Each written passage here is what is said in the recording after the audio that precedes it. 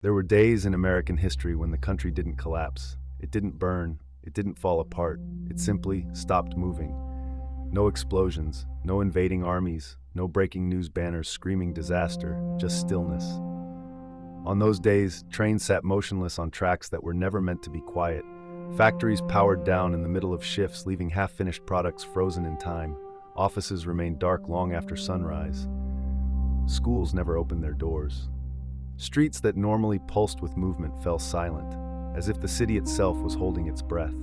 People woke up expecting routine. Instead, they found absence, no instructions, no clear explanations, just waiting.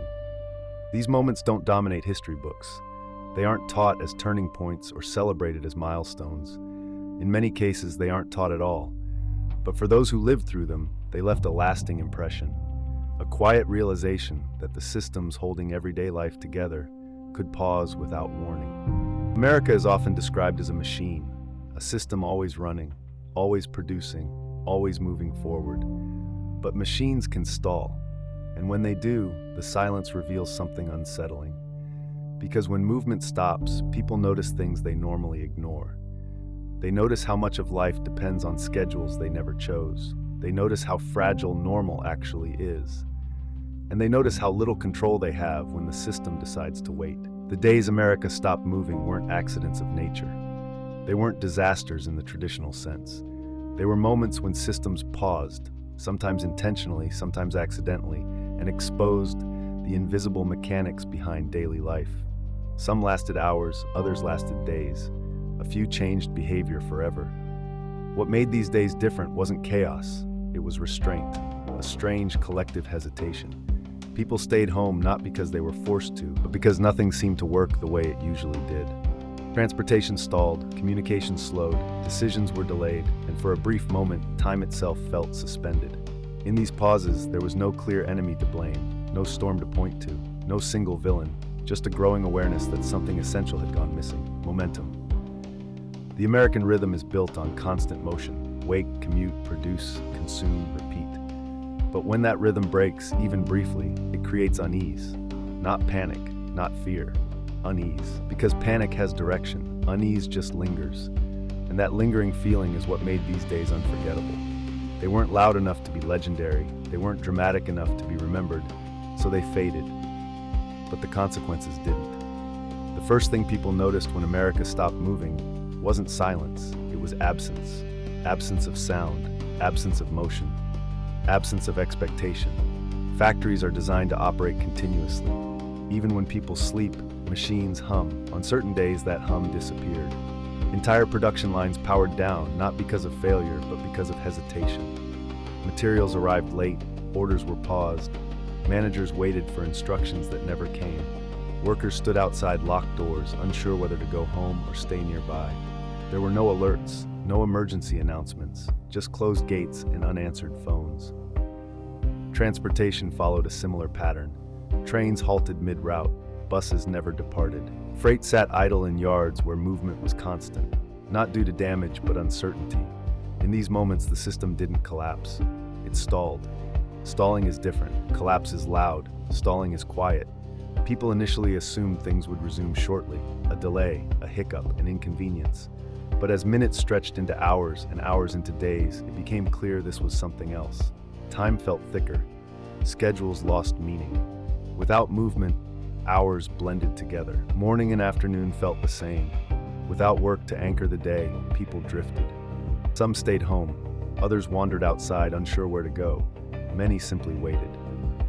What's rarely discussed is how deeply Americans rely on constant activity to define purpose. When activity stops, so does structure. On these days, people weren't told to stop working. Work simply vanished. Schools didn't announce closures, they just didn't open. Parents waited, children waited, and administrators waited, each assuming someone else had answers. Retail followed suit. Stores closed early or never opened at all. Deliveries were delayed without explanation. Shelves remained stocked, but no one came to buy. The economy didn't crash, it paused. And in that pause, something strange happened. People talked. Without distractions, without deadlines, without constant noise, conversations returned. Neighbors spoke to each other. Families lingered at the table longer than usual. People listened, not to news updates, but to each other. But beneath that calm was discomfort, because no one knew when movement would return. No one knew who decided when it would. These days exposed a truth most people avoid thinking about. Modern life functions because millions of systems agree to move at the same time. When even a few hesitate, everything slows. And when everything slows, power becomes visible. Waiting is rarely discussed in history. Wars are remembered, protests are documented, disasters are analyzed. But waiting, quiet, collective waiting, leaves little evidence. Yet on the days America stopped moving, waiting defined everything. People waited for instructions that never arrived. They waited for phone calls that didn't come. They waited for systems to restart without knowing who controlled the switch. And while they waited, questions surfaced. Who decides when life resumes? Who benefits from delay? Who is most affected by stillness? The answers were uneven.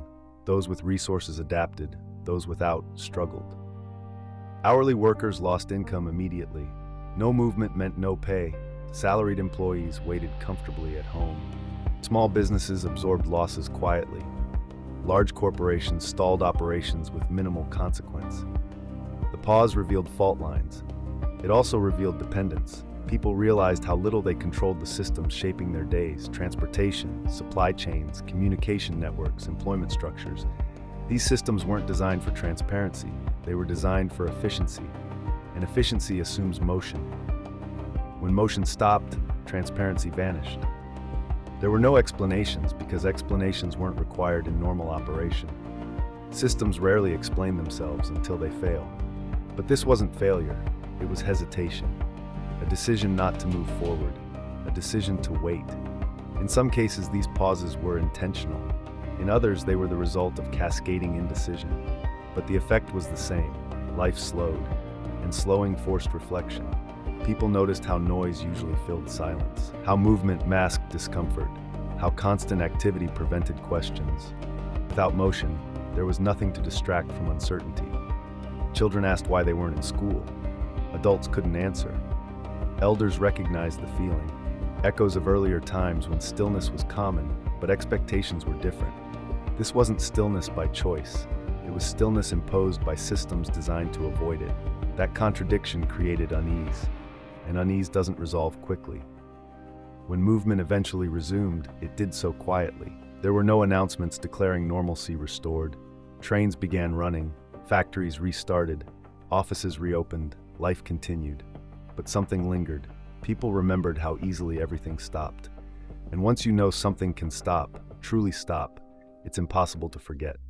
History prefers action. It prefers moments of decision, conflict, and resolution.